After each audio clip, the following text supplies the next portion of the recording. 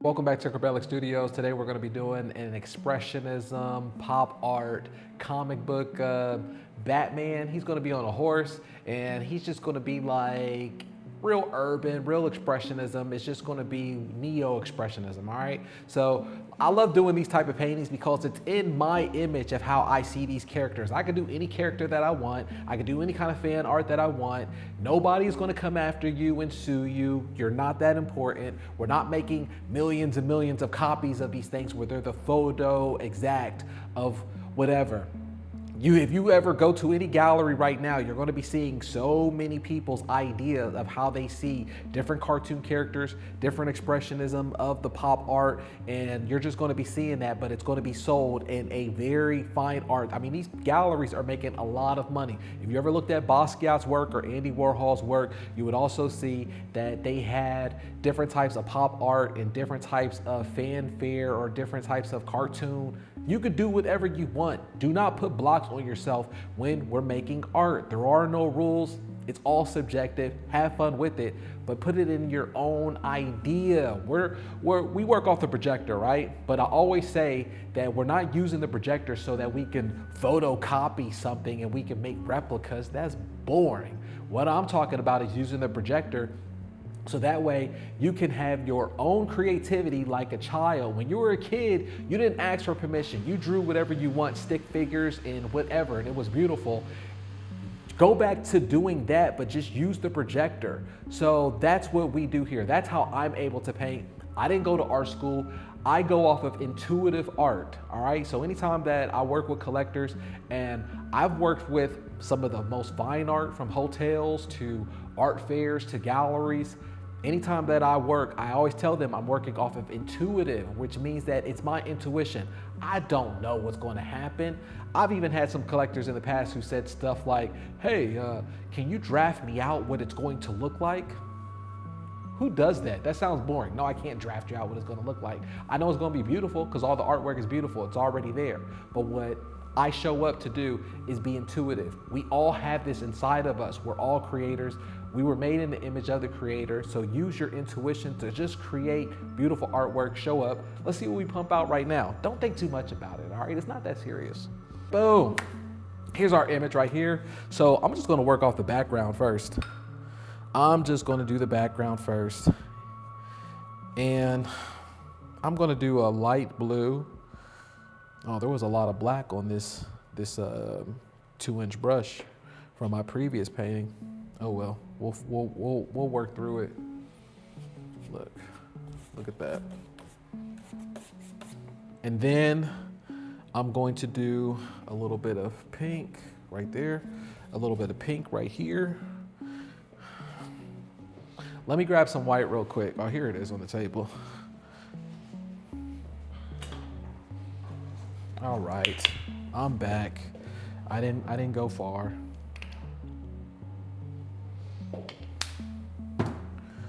I'm just going to, now even though I have a white canvas, there's a lot of times that I'll put white on top of white because it adds layers and you can see the difference in the art. Because a lot of times the white's not always going to be a perfect white. It's going to be a dirty white with other colors. Anytime if you ever go to a gallery and you see art that's supposed to be fine art or whatever, you'll see where they layer on their whites and they'll play around with the white. So it's like, people be like, oh, how come they just didn't use the white canvas? It's because the layering's there and it adds effect for your eye. So I do that a lot too. But also at times too, I mean, we're working off of auction art when it comes to eBay. So a lot of times as well, I won't do a white. It just depends on what the thing is that I'm painting. But this, it makes it easier. So I'm just going to use the white. It's up to you. It's up to you. Don't get me caught up here thinking that I know about art or anything and that I know what I'm talking about. Like I went to art school or something. I didn't. Anytime I ever talk about art, I'm just saying things things that look good in my eye. But just whatever looks good in my eye doesn't mean that it has to look good in your eye and has to be the right thing, because like I said, we're all creators and whatever's right for you is right for you. I don't know what I'm doing. All right, so now I'm just gonna dry this off. We're gonna go into our Batman character right here. We're pretty much almost done. Look, we already started, we just started, we're almost done.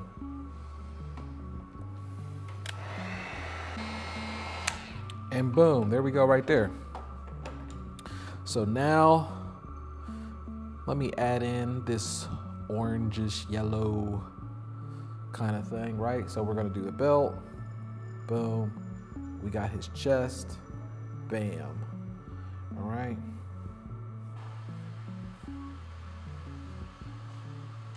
Let's do his face, the face, all right.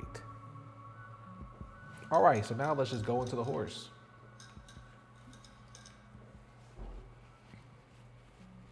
I'm telling you, the trip that I enjoy doing is that I've created so many pieces of art. Everybody's seen my art, or they know that I've done the fine art stuff for so long. And I really believe that's how Picasso felt as well, is that he's done so much fine art that people know that he was capable of doing the fine art stuff.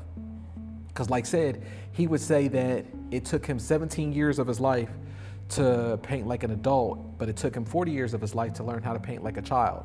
I think what granted him the rights to paint however he wanted to paint and paint like a child is because he put his work in and painting like an adult for so long. So when you paint like that, you're free to paint however you want. Like what freed me the most to paint however I want is because I already put the work in for years of painting like a gallery artist. Like I got too much proof of that. And I got so much proof of that on Instagram. I got galleries, I got the portfolios, I have the pictures, I have all of that stuff, right? So as soon as I had that, there was nobody who could tell me, oh, you're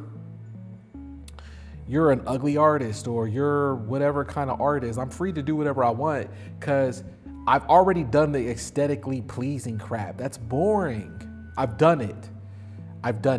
And you've seen it. And if you haven't seen it, or if somebody would try to say something, I got plenty of videos where I could show it and be like, oh, is this good enough? Is this good enough? It's boring.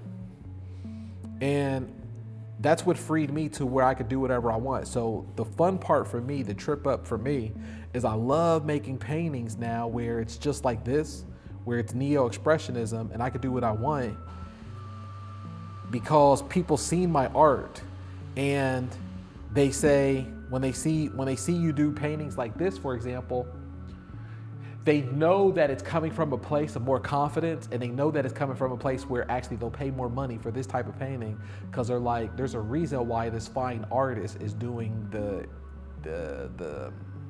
I don't want to call it sloppy work or kids art or any of that stuff because I don't view it like that. I view this as more of the fine art, the more beautiful stuff. I think the stuff that they teach you in art school is more of the kids stuff.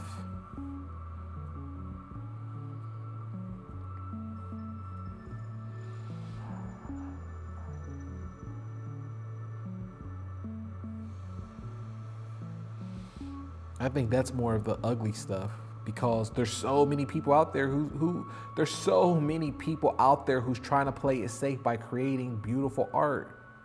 Think about it that way. If you make beautiful art all the time, you're just playing it safe. And it's boring. You don't want to get your feelings hurt. So what's the best way that you don't get your feelings hurt? You want to spend 26 hours onto one painting, and you don't want to be vulnerable to making art outside of yourself or making something that is not taste-wise what they say is great. I mean, it smells on you.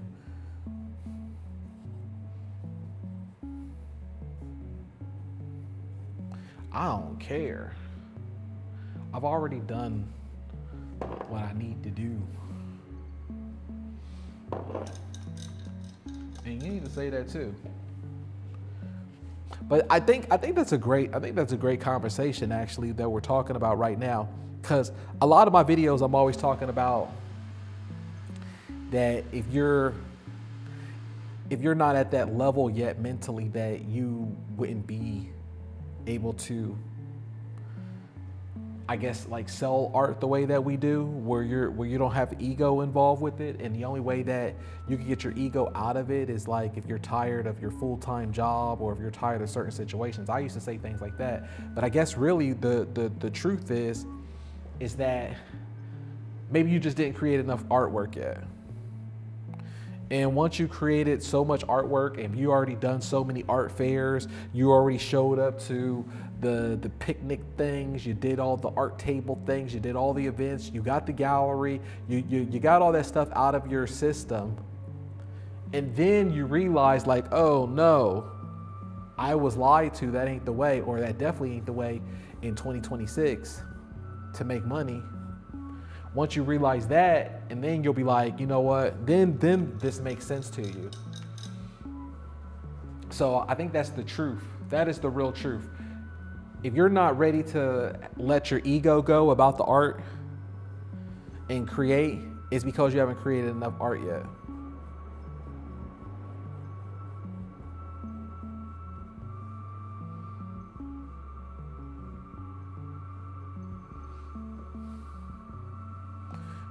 That's what it is. You haven't created enough art yet to understand how it works. You haven't been jaded enough. You're thinking that it's kind of like a kid coming to Hollywood.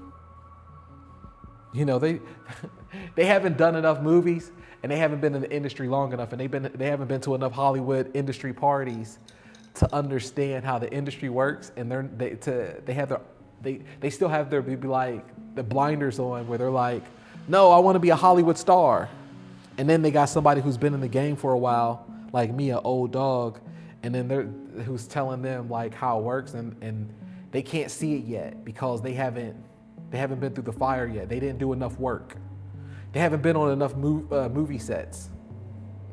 That's a great analogy, man. Dang, I'm coming up with some good stuff to say today, or at least in this video. That's a great thing to say. That's great. That's a great analogy. That is the best way to explain how it works with a lot of people who don't understand how this art works. You're like a kid who's coming to Hollywood and you haven't been to enough Hollywood parties, and you haven't been on set enough, and you still want to be a movie star. And then the people are trying to tell you like, man, those days is over with. There are no movie stars. Just think about it. I mean, like I live in LA now. There's no more casting directors and all of that stuff where you try to find, like they don't even have stuff like that. Like you better be a star now on Instagram or on TikTok or something like that. You better make a name for yourself first, and then they would beg for you. Boom, there we go. So that's the real secret, man. I get so excited about doing any kind of art that I want. I guess that's the real secret of that. Now you understand why I get excited about doing the art that I want. But even for me,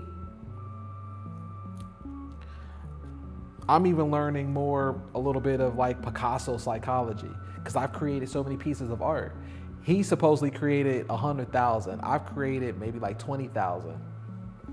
And I understand his psychology a little bit. Like I'm not even there yet. Imagine more that I'll understand later on in life.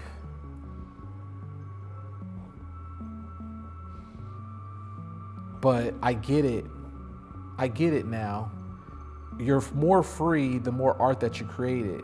And you're more free when you work off of speed. See, Picasso worked off of speed, where he was just creating. He was creating fishes with 3 eyes and anything that he wanted. And the cool thing about it is nobody could ever say to him, oh, that's ugly. You're not Picasso.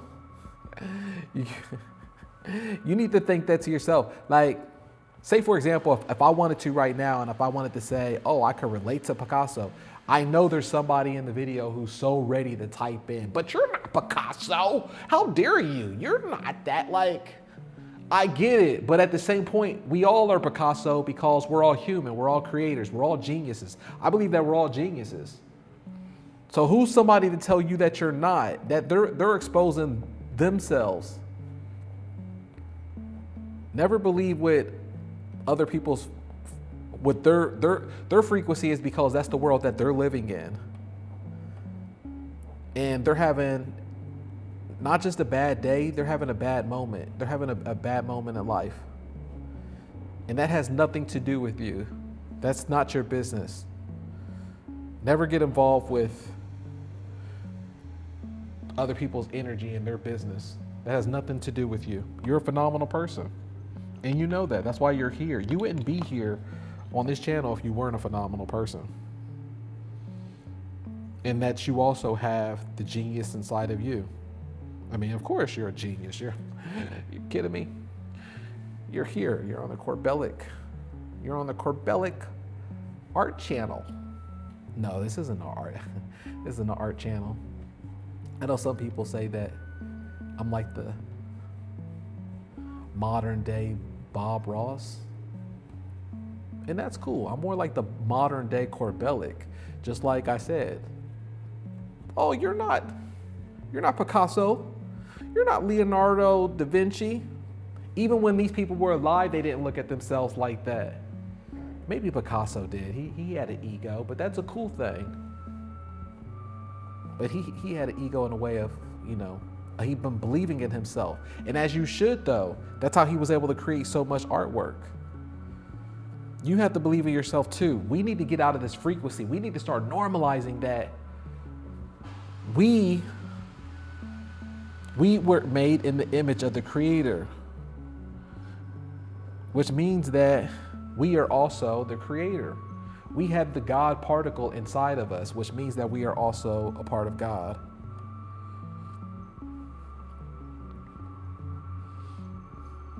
We need to stop thinking that some of these things are outside of ourselves when actually it's inside of us. It's internal. Fight war. I mean, at least that's how I view things, and I'm not saying that I'm right and I'm an arbiter of truth, but that's how I choose to live my life, and it works for me. If you want to choose how to live your life, that you're inferior and that you're not good enough and that somebody from 100 years ago is better than you and that nothing good is going to come to you or things like that, then that's your bag. That ain't my bag, and I can't help you out of that. Usually when people who think like that, it's only until you're on your deathbed that you found out that none of that was true, and that the whole time you could have been living your life and you could have been special. The whole time the magic was inside of you. The whole time you were so worried about what the world is thinking and what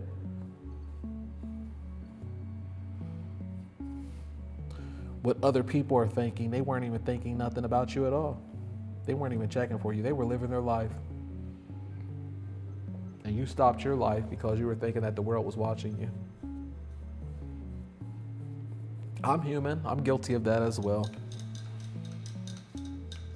That's the reason why I had to be so free. There's a moment I had to say to myself, like, dude, what are you doing? You're so arrogant thinking that people are checking for you and that they're looking for your art. They're looking for what Corbellic is doing. And that's not true at all. And I'm like, damn, they ain't even checking for me at all. So why am I in my head and I'm not living my life? Start living your life. It goes by so quick. All right. Boom. There we go right there. That works for me. Let me just put my name on here and let me take a picture of it.